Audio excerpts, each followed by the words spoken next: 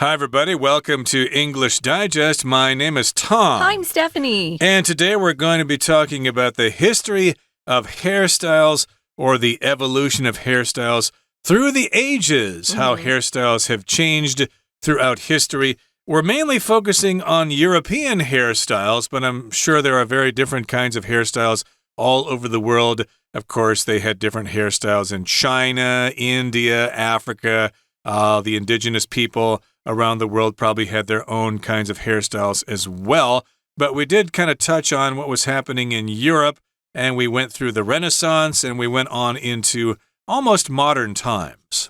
Yeah, we stopped, I would say, in about the early 1900s. Queen Victoria was the turn of the century there, from the last of the 1800s to the early 1900s. I love that period of time. I read a lot of literature from that time, and I love the hair, so this is fun for me. Today we're going to spend time talking about more of modern history, and we are, as Tom said, focused on Western hairstyles rather than Eastern hairstyles or even Middle Eastern hairstyles. I know at the beginning, because Europe was the center of the world for us in the Western civilization, but later on, America became kind of a big deal, and so other countries would copy us. But for most of the history here, it started in England or France, and then it moved on over across the ocean to America and to other parts of the world. Right now, though, guys, we're going to read through today's lesson, and then we'll be back. By the 20th century, a wide array of hairstyles emerged. Each style captured the spirit of its time and mirrored significant social and cultural shifts. Every decade introduced unique trends, often made popular by well-known figures. The 1920s saw the rise of the revolutionary bob cut, a symbol of women's independence and liberation. This hairstyle, characterized by its short length and typically cut straight around the head at jaw level, was a radical departure from traditional long hair. Hollywood celebrities like Louise Brooks brought the bob into the spotlight, making it a key feature of this period. In the 1950s, famous male hairstyles, such as the ducktail hairstyle, emerged. This hairstyle was slicked back and parted down the middle at the back, resembling the shape of a duck's tail. Because it needed a lot of hair product for maintenance, it was also known as the greaser style. Movie star James Dean and rock and roll king Elvis Presley popularized this look.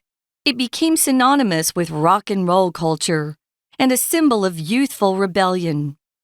The 1960s and 70s featured diverse styles, from the Beatles' influential mop top to the stylish beehive, which gained popularity thanks to stars like Audrey Hepburn. The beehive was a bold statement of style and confidence, mirroring the era's growing influence of media on fashion. The era also celebrated free-spirited hippie hairstyles, with many young men and women opting for long, free-flowing hair by the late 1960s. As time progresses, hairstyles continue to evolve, becoming a means of personal expression. Fashion often repeats itself, and hairstyles are no exception. Who knows, maybe the bold punk styles of the 1980s will make a comeback. Okay, it's time for us to discuss the contents of today's lesson. Before we do that, I should mention that there's only been one time in my life where I actually had a hairstyle. It was when I was in university. I got what you call a mullet. Oh, yeah. I don't know if anybody out there knows what that is, but basically... They've come back into style in America. They probably have, but basically your hair is short on the front and the sides, but then you leave it long in the back. It was kind of like a new wave hairstyle. It's a tail in the back, yeah. Not quite punk, not quite that radical, but we're coming up now to the 20th century, so let's talk about modern times in the 1900s. By the 20th century, a wide array of hairstyles emerged. We have a large variety of different kinds of hairstyles that started to emerge. They started to appear on the scene. You saw more and more people with these newer kinds of hairstyles. Now, emerge can be literal or figurative. If it's literal, we could say the sun emerged from behind the clouds. But if it's more figurative, we could say, that new actor emerged on the scene just last year. He became famous just last year. People started noticing that person. So it can be used to say that something has become important or apparent. You're seeing it now. Or it can mean, as I said, literal. It can move out of something or from behind something so you can see it. It comes into view. So yeah, a lot of a wide range, a wide array, it's the same meaning, of hairstyles emerged. And they each seem to capture the spirit of its time. And reflected or mirrored, you could exchange reflected for mirrored here. So it's good to have two words that you can interchange. Significant social and cultural shifts, changes in how society was functioning and what was popular in culture. Right, so they mirrored or they reflected significant social and cultural shifts. We're talking about different decades in the 20th century, like the 20s, the 30s, the 40s, the 50s, 60s, 70s, etc., etc. Yeah. They all had different kinds of hairstyles. And again, every decade introduced unique trends, often made popular by well-known figures or celebrities. I do remember, when was it, in the 1980s or something, when Diana got married to Prince Charles? Every girl had to have the Diane hairstyle that became popular, so people kind of copied those well-known figures like Princess Diana or other kinds of celebrities. Now, here in the next paragraph, it says, the 1920s saw the rise of the revolutionary bob cut, a symbol of women's independence and liberation. We'll describe exactly what a bob cut is in just a couple of seconds here, but we've got this revolutionary bob cut, which is a big change compared to before, okay? Before this, women did not have hair like this. I should mention that the bob cut just means shorter hair. Before that, women were expected to have longer hair.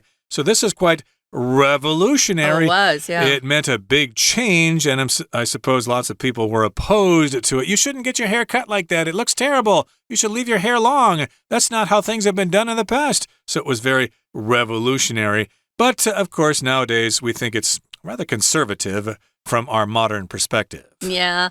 It's funny. I know that a lot of men like long hair. And so when women decided to cut their hair, it was like, whoa, what are you doing? This is so crazy.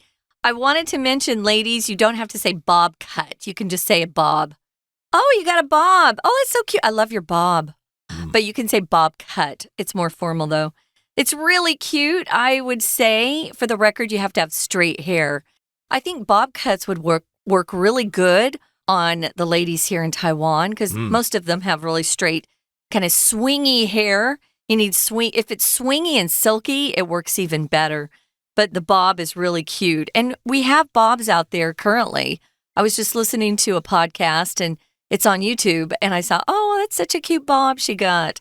And yeah, it's really kind of fun. But it was a symbol of women's independence, saying, I don't care that my husband likes long hair or my boyfriend likes long hair. I'm getting it cut. It's easier to style. So this hairstyle was characterized by its short length and typically cut straight around the head at jaw level. Tom, I was here a long time ago when students had to go to school and they had a yatao haircut, and they called it the duck head haircut. It's kind of like that, guys, but the bob's a little longer and it's cuter. Back then, they would make the girls cut their hair so short it kind of looked bad. But it's similar, but it comes down lower. And sometimes if it curves under your chin, it's even cuter. It doesn't go all the way down to your shoulders, though. No. It's at jaw level there. So that's what a bob is, or a bob cut. Again, that was a symbol of women's independence. We don't have to have the hair the way you guys want it. We want it the way we want it. And again, it was characterized by short length and cut straight around the head at jaw level. It was a radical departure from traditional long hair. Radical here is similar in meaning to revolutionary. If something's radical, well, it's really, really different. And if you do this thing, you might get some criticism. You might be criticized or even shunned, I guess, by society if you have these ideas. We've got people with radical political opinions, especially if they're on the far left or the far right of the political spectrum. They might be considered as radicals. You got to watch out for them. And a departure here just means a big change. Yeah, I was just reading a story about a radical activist. He believed that there shouldn't be people being bombed in a country currently. I won't say which one. And he set himself on fire to protest. Almost killed himself, but he was willing to do it to make his statement. So that's a radical activist, somebody who does something that people think, oh, you're going too far. So yeah, it was a very different or radical departure. A departure from something, that just means leave, right? Arrivals and departures are on signs at the airport. If you're talking about departure of something, it means it's moving away from what's been done before. And it was very crazy departure from traditional long hair.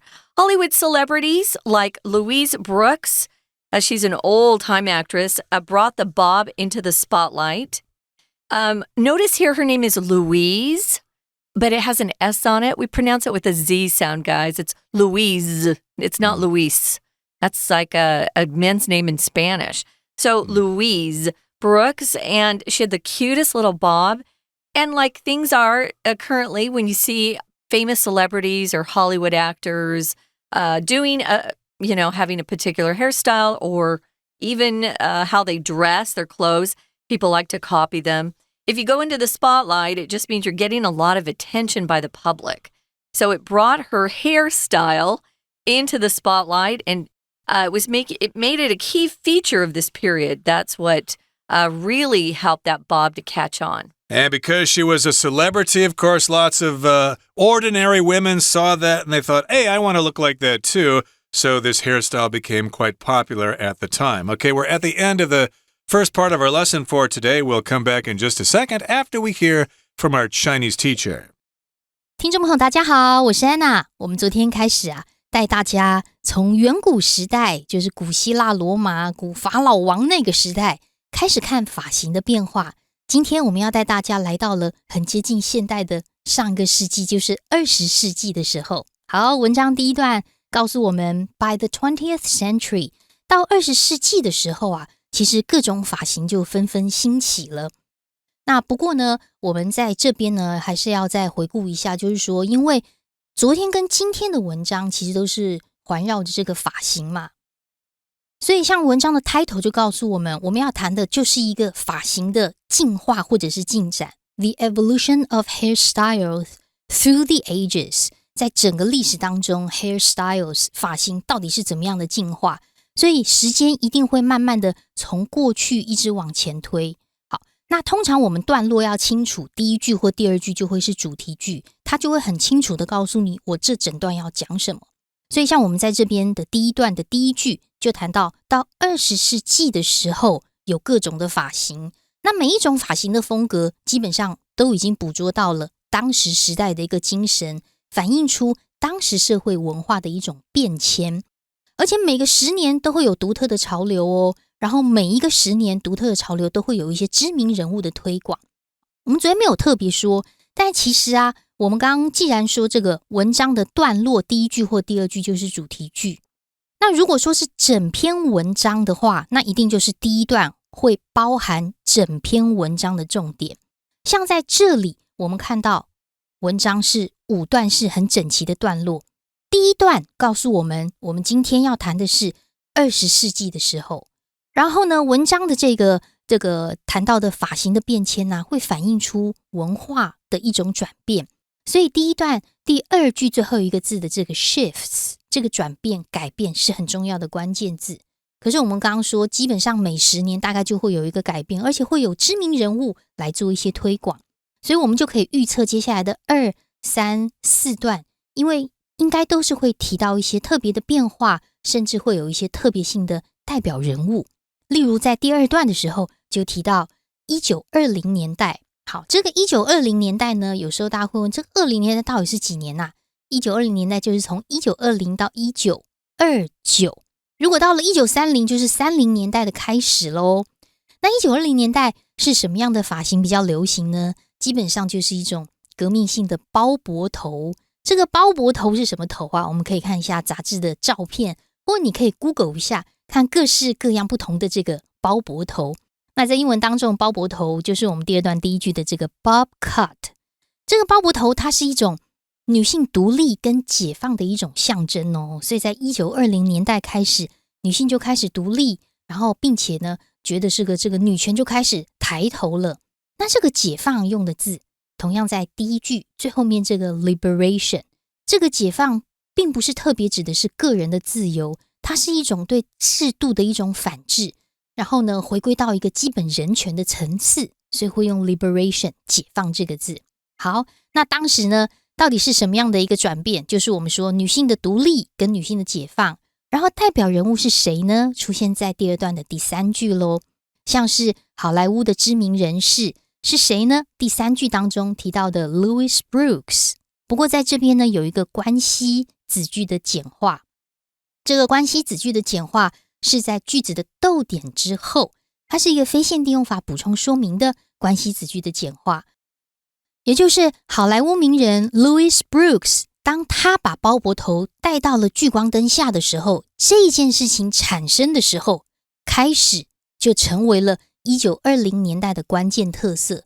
我们在这里要特别注意这句话的逗点之后的 which 跟原本句子当中的 making 还原，应该是过去式的 made。 那这里的which就不是那个所谓的 spotlight， 不是那个聚光灯哦，而是从句首 Hollywood celebrities 一直到逗点前 spotlight， 这整件事情，当这件事情发生的时候，就使得包脖头开始成为这个时期的关键特色。 We're going to take a quick break. Stay tuned. We'll be right back.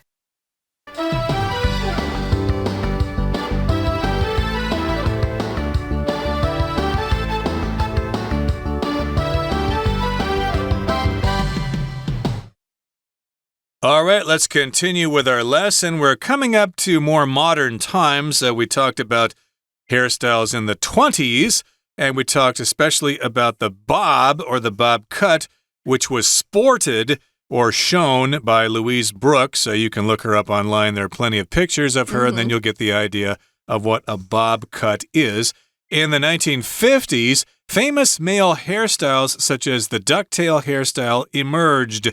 So we're moving up to the 1950s. Of course, there are probably distinct hairstyles in the 30s and the 40s, but we're jumping ahead to the 1950s, and we've got famous hairstyles for men. Oh. And one was called the ducktail, which is kind of interesting. This hairstyle was slicked back and parted down the middle, which again was a hairstyle for men. And yes, indeed, I think Elvis had that, and James Dean, as we're going to find out here in just a couple of seconds. We're going to talk about some movie stars, though. You mentioned James Dean, Tom. He was so cute. Oh, so many girls liked him. They had crushes on him. Sadly, he died at a very young age.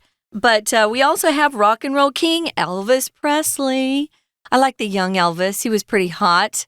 He taught us about rock and roll and dancing that we hadn't really seen before he came into the spotlight. You could use that same phrase there. So they both popularized the greaser style. So you needed a lot of hair product for maintenance, meaning you would need gel or creams, hairspray. Those are all hair products.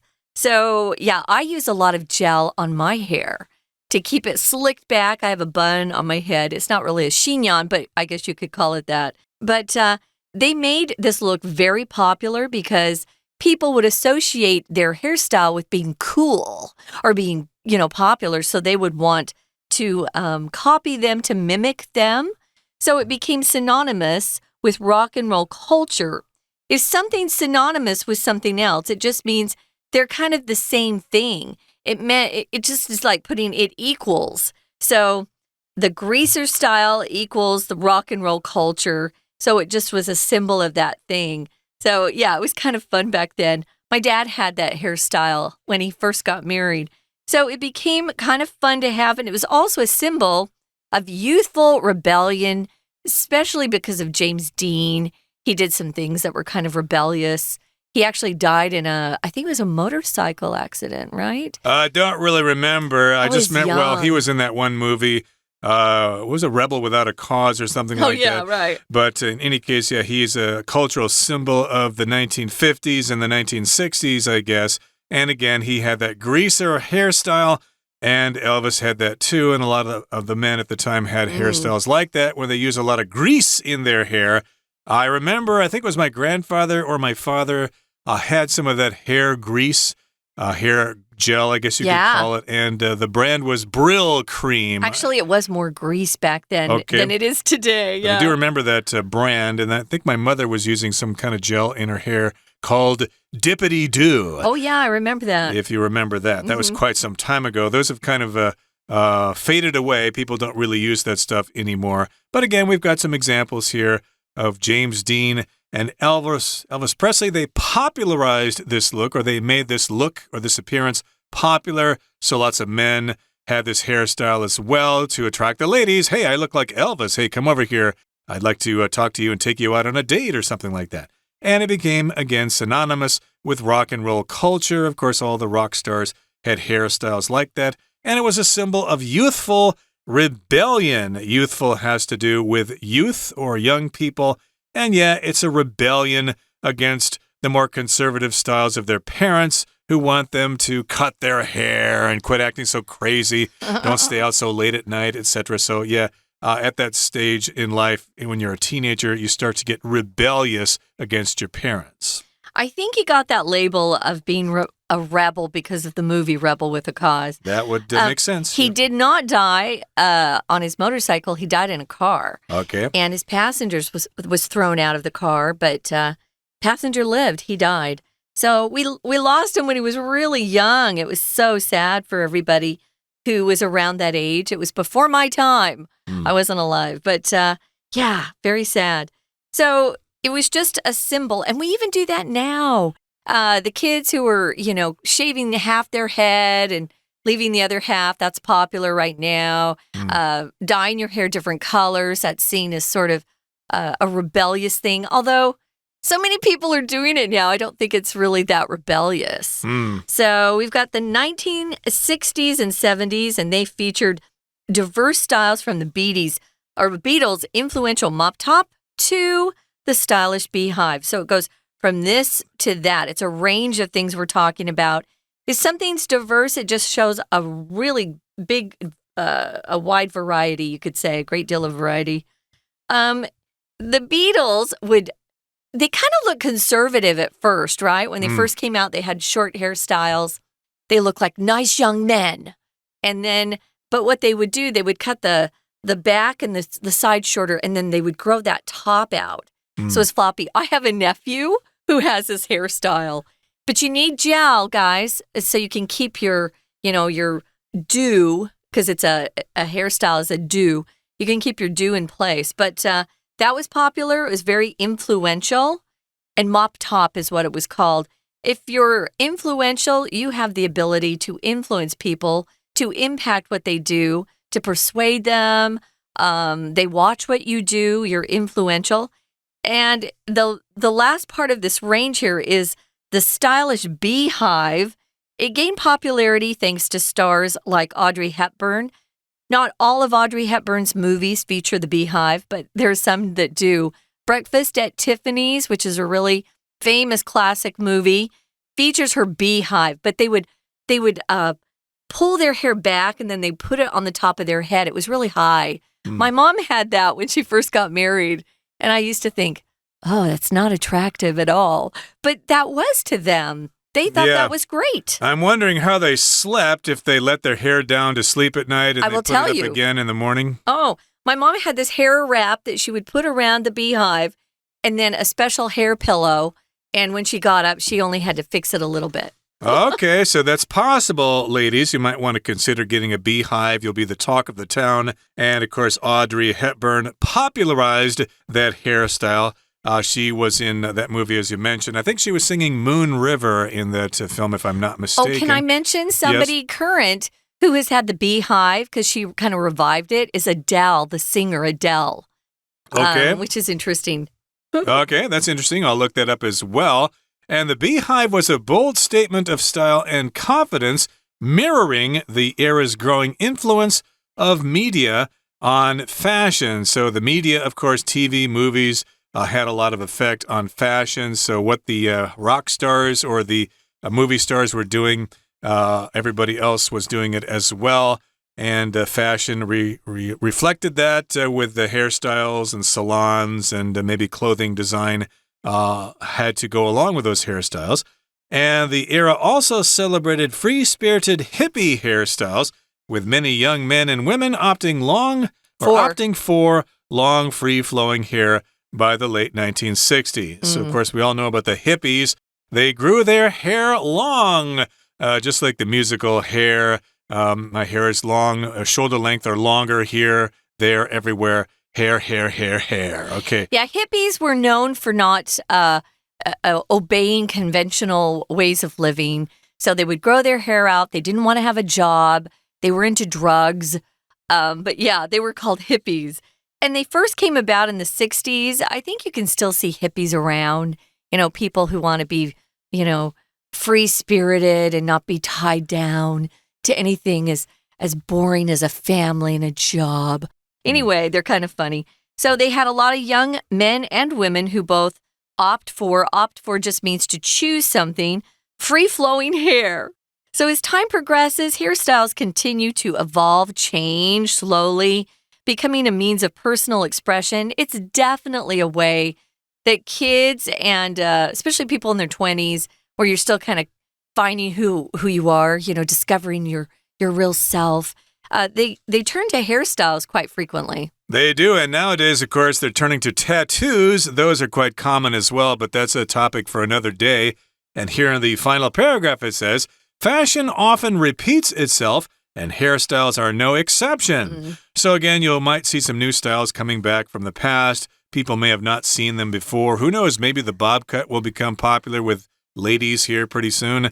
And yes, indeed, hairstyles are no exception. An exception means it doesn't follow the rule, but hairstyles, of course, will change as well. The fashion styles will repeat themselves. We'll see them again and again. It's like one big circuit or one big system. It's a circular pattern, isn't it? Pattern, yeah. Keeps coming around again. Now, if you are an exception, you're someone that isn't included or excluded. It depends on what you're talking about. Let's see, an exception to a spelling rule of I before E except after C. The exception would be except after C. That's one of the many rhymes we memorized to memorize grammar rules. I know you guys do too, but the problem with American grammar is we break the rules all the time. So an exception is something that doesn't fit into something. So it's someone who's excluded or something that's excluded and doesn't follow the rule that most people think of. Now, it says here, who knows? Maybe the bold punk styles of the 1980s will make a comeback. Punk was not my favorite style. I'll be honest. I thought it was pretty. I hate punk music too. Sorry, guys out there if you like it. Punk music was the time when we were like jumping up and down. That wasn't my favorite. Like the Sex Pistols and the Clash and Crass and all those bands. They were punk bands. Punk music, of course, was popular in the 70s and the 80s especially as well. in England. England loves that stuff still. The Ramones, the Dead Kennedys, etc., etc. Right. There are lots of examples. And, of course, they had those spiked hairstyles and the mohawk and stuff like that. But we don't have the time to talk about that. But what we do have time is time to listen to our Chinese teacher one more time. 后来到了1950年代的时候，我们进入到第3段咯，也是一样，在句子的这个段落的第一句就给我们一个时间。1950年代出现了像是鸭尾发型这种男性的发型。鸭尾发型，英文真的是鸭尾 ，the ducktail hairstyle，同样出现在这个第一句的地方。鸭尾发型真的是看起来像鸭尾吗？真的因为这种发型是要把头发往后梳得很平整，后方的中间要分开，形状基本上就类似像是鸭子的尾巴。我刚刚讲的呢，就是在第3段的第2句这个地方。不过这里有一个关系子句的简化啦，我们看到句子大概在中后方的地方，逗点之后的 resembling 还原应该是逗点 which resembled。